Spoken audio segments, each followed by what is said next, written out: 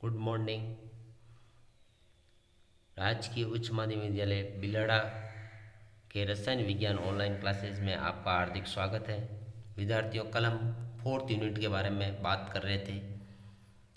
रासायनिक बलगतिकी 12th class के fourth unit जो है रासायनिक बलगतिकी, केमिकल काइनेटिक किसे कहते हैं, उसमें 3 बिंदु की बात करनी थी अपने को कि अभिक्रिया का वेग, अभिक्रिया वेग को प्रभावित करने वाले कारक और रासायनिक अभिक्रिया की क्रियाविधि को बारे में अध्ययन किया जाता है। रासायनिक बलगतिकी कहलाता है।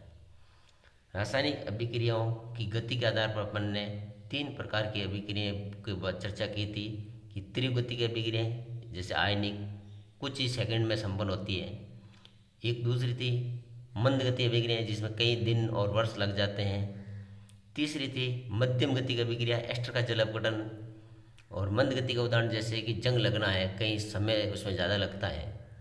उसी के आगे के क्रम में अपन बात करेंगे अभिक्रिया वेग के प्रकार। अभिक्रिया वेग किसे कहते हैं? Rate of reaction. अभिक्रिया वेग इकाई समय में अभिकारक या उत्पाद की सांद्रता में परिवर्तन में होने वाले परिवर्तन को अभिक्रिया का वेग कहा जाता है। यानी कि यहाँ जो है कंसंट्रेशन किसकी कंसंट्रेशन में चेंजेज हो रहा है, अभिकारक या उत्पाद की सांद्रता में परिवर्तन और उसमें लगा समय, या हम कह सकते हैं कि अभिकारक या उत्पाद की सांद्रता में परिवर्तन और उसमें लगा समय का जो अनुपात होता है, सांद्रता और समय का अनुपात, जो सूत्र हो गया सांद्रता और समय का अनुपात, उसे अभिक्रिया का वेग कहते हैं। रेट ऑफ रिएक्शन जो होती हैं, अभिक्रिया का वेग जो है उत्पाद या अभिकारक की सांद्रता के अंदर भाग लगा दो समय का, तो इसे हम अभिक्रिया का वेग कहते हैं। इसकी यूनिट है, सांद्रता की यूनिट होती है मोल प्रति लीटर और समय का भाग लगेंगे प्रति सेकंड भी हो सकती है, तो mole litre inverse second inverse, या हम molarity second inverse. M capital M लिखा हो इसका मतलब वो मोलरिटी है और S-1 है इसका मतलब ये सेकंड इनवर्स है। जैसे कि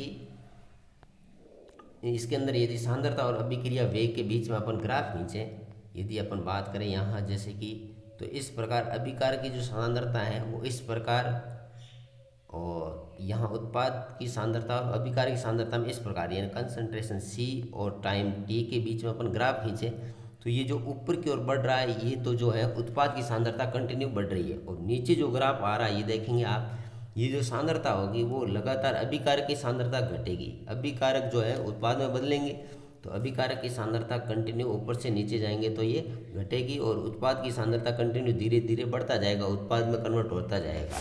तो इस प्रकार इसमें सांद्रता और समय के बीच में ग्राफ खींचे तो उत्पाद जो ऊपर का जो है वक्र जो बढ़ रहा है, ढाल बढ़ रहा है, वो जो है ये जो ढाल बढ़ रहा है ये है उत्पाद का, और जो ढाल नीचे जा रहा है वो है अभिकारक की सांद्रता में कमी होती जा रही है। इस चिन्ह के आगे अपन सूत्र के आगे प्लस माइनस लगाते हैं। प्लस का मतलब होता है कि उत्पाद की सांद्रता में वृद्धि और माइनस का अर्थ होता है उत्पाद की सांद्रता में कमी।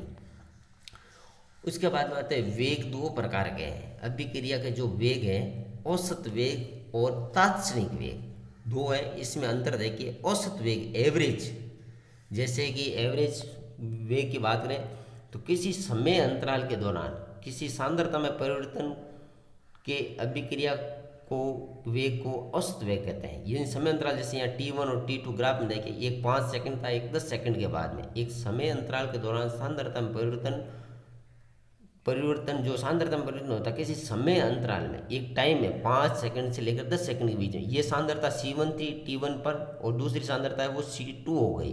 तो होने पर जो सांद्रता में परिवर्तन हुआ उसको हम औसत वेग कहते हैं। तो जैसे कि V एवरेज जो होता है सूत्र C2 minus C1 upon T2 minus T1, तो इसका हम सांद्रता में जो C2 माइनस C1 को हम डेल्टा C लिखेंगे, T2 माइनस T1 को हम डेल्टा T। डेल्टा का मतलब होता है परिवर्तन, यानी कितनी सांद्रता में परिवर्तन कितना हुआ, समय में कितना परिवर्तन हुआ, उन दोनों का अनुपात जो होगा वो डेल्टा V एवरेज आएगा।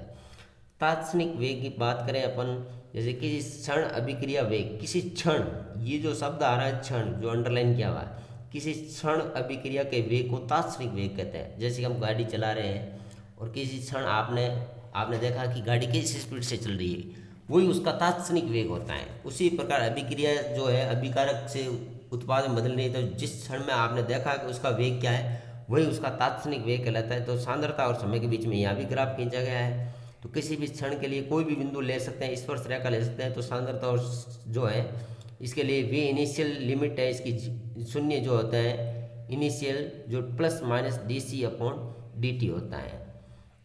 तो ये है तात्क्षणिक वेग, तो किसी क्षण के लिए होता है, जबकि ये किसी समय अंतराल के दौरान जो सांद्रता में परिवर्तन होता है वो औसत वेग कहलाता है। इन दोनों का ग्राफ देख सकते हैं आप। सांद्रता